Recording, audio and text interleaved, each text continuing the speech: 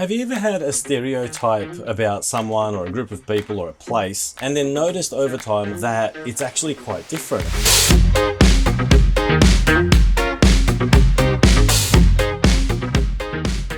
Well, today's topic is about that, and it was inspired by a video put out last week by Paul over at X Chapter, where he spoke about exceptions to rules.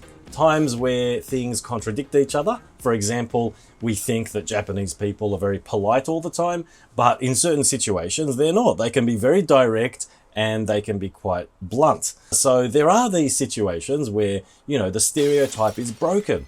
And it reminded me of when I first came to Japan back in 1998 for my working holiday visa. And I thought I had a pretty good grasp of what Japanese people were like because I was working with a bunch of Japanese people in Sydney, and so I thought I had lots of exposure, and I thought I knew them all. I had maybe 100 acquaintances or more in Sydney, working with them, going drinking with them. I thought I knew what they were like. And then when I came to Japan, I was like, geez, there are a lot of different types of Japanese. I'm not talking personality only. I'm also talking about physically speaking. I had this idea that, most Japanese people are very petite, they're very small, they're not tall, and so on. And also another thing, I remember this quite specifically, I never thought that there were hairy Japanese people. And I mean, you probably know from my beard and my arms, I've probably shown you every now and then, I'm hairy. I'm not the hairiest person out there, but I'm on the hairy side. And I thought that there were no hairy Japanese people. And I came to Japan, and that was in Osaka, quite a long time ago now. And I remember getting off the plane, and at first it didn't hit me, and then I started working and I started living there. And I started noticing that, geez, there are really different physiques around in Japan. And it's not just like one person or two people, quite a few of them. There's a lot of people with different characteristics. And this is something that, it's one of those moments where you sort of go, whoa. There are situations where you fall into like a trap or an illusion, and it's because of our perception is kind of tricked quite easily, I think. And when you're surrounded by something, the mind very easily falls into the trap that applies to everything. So for example, online behavior and social media is actually a great way to explain this. So let's say that you're on X, like I am, formerly known as Twitter, and all you see on your timeline is people complaining about something. Like, let's just make something up. People complaining about the flavor of Coca-Cola since about last week. Okay? Now, your brain automatically thinks, if you see everyone on X, on your timeline, complaining about something, your brain has this tendency to think that everyone is complaining, when that's not always the case. So there are two kind of layers or three layers and bubbles within bubbles. Everything that you're seeing on X is only what you're seeing. And that doesn't equal everyone on X. And then the next layer is everyone in your city, everyone in your country, everyone in the world. And each of these present their own, when you're exposed to only one of these bubbles, and you're only exposed to sort of one at a time, aren't you? When you're online, all you see is what's online, what's on your screen. And the longer you spend online, the more that equals the majority in your mind. Okay? Your mind starts to think that way. And so I feel this is how stereotypes kind of start. So for me, in my situation, I was in Australia working with a group of Japanese people, and I thought that's Japanese people. And so a lot of my stereotypes were kind of broken when I came to Japan. And I remember Paul mentioned in his video that people can be very direct in certain situations, like a boss and a subordinate, or customer and shop staff interaction. Things can very quickly change. One of my favorite contradictions that I always sort of think about, and it makes me giggle sometimes, is how shy and reserved and conservative the Japanese people can be. And then at the click of their fingers, once they're at a onsen, a hot spring, they'll just walk into the hot spring, get naked, and jump into the same hot bath together. And just like nothing happened.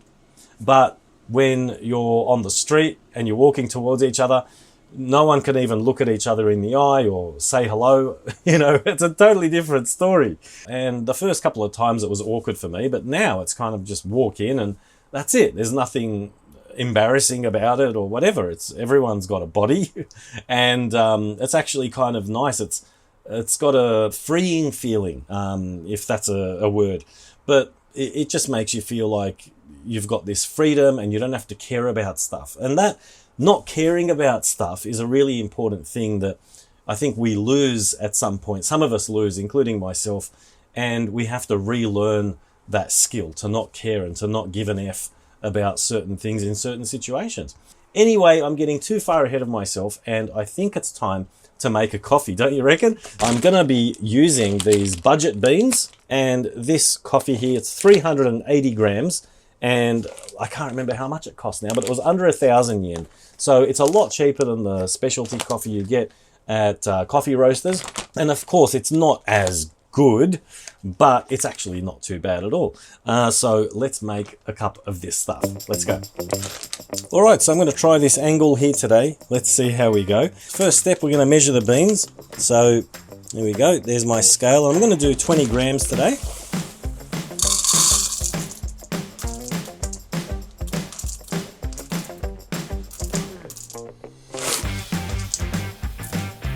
There we go, 20 grams. Little squirt of our water. Give it a shake. And it goes into my Epios grinder. As for the grindness, the coarseness setting, I'm going to stay with this. I did 47 yesterday and it was actually quite good. I've been tinkering with my settings. Yeah, so the stereotype thing is quite an interesting one, you know. We have all these preconceived ideas and we think we know everything because, as I was talking about those layers, you know, you're exposed to this layer and you think it's the whole world. Online is amazing. It's really been an eye-opener for me. You very easily fall into the trap, you know. You think, oh, I think everyone thinks this way. And then even online, there are different layers. What you see on your timeline is like 0.00001% of your segment even. So, I mean, for example, there are millions of X users in Japan, Twitter users, and how many of them am I seeing? I'm seeing like maybe 100 on my timeline at any given time, and I'm usually seeing the same ones. You know, you follow people, so the algorithm kind of shows you more of that and what you're interested in and whatever. So you're only seeing a small percentage, and your brain over time starts to think that, you know, oh, this is everyone. I know what's going on. I know what everyone's thinking, you know, and you just don't, you know. And even if you were to see what everyone was talking about on X, which is humanly impossible, still, you're only seeing who's on X, and that doesn't equal the whole world. So it really makes you think about stuff. Anyway, if I keep talking and if I don't finish this grind, we're never going to get done. And my caffeine receptors are screaming, I need my coffee. So let's put it in high gear and speed things up a bit.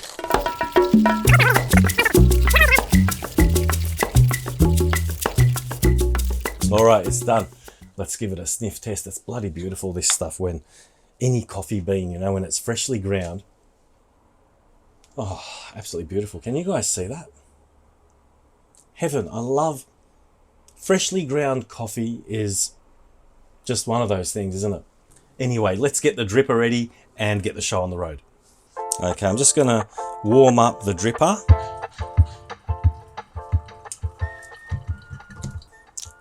It's handy to have like a spare beaker, you know, on the side to get things out of the way.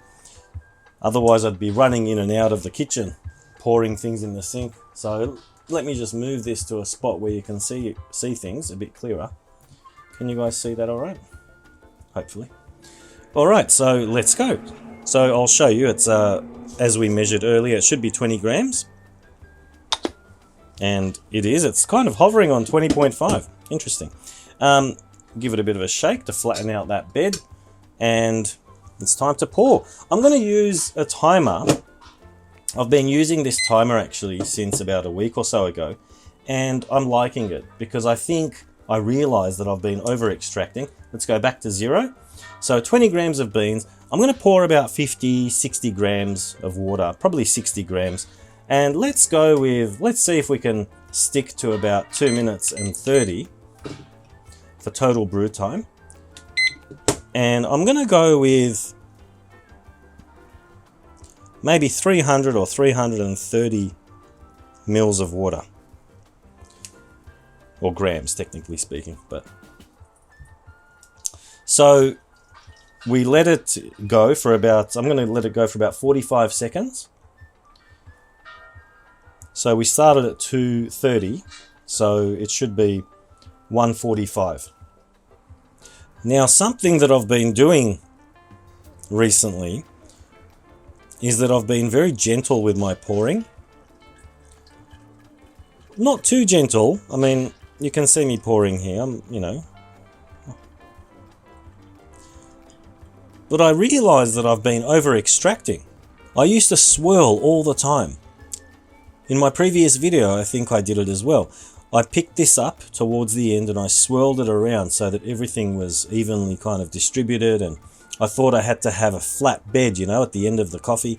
And apparently that's not the case. Swirling apparently over extracts, and it brings out a lot of dryness and unwanted flavors. So I'm going to go to 310, let's make it 320 for this one. So apparently when you swirl it around at this point, it brings out a lot of those unwanted flavors. So you can see we're almost on time. It's still dripping, but it's pretty much done. By the way, you can get fancy scales that do all of this for you. I don't know if you can actually see that, if it's in the shop, but this is a little timer. So 2 minutes 30, it was pretty much accurate. That was pretty good. So this way you can compare things properly,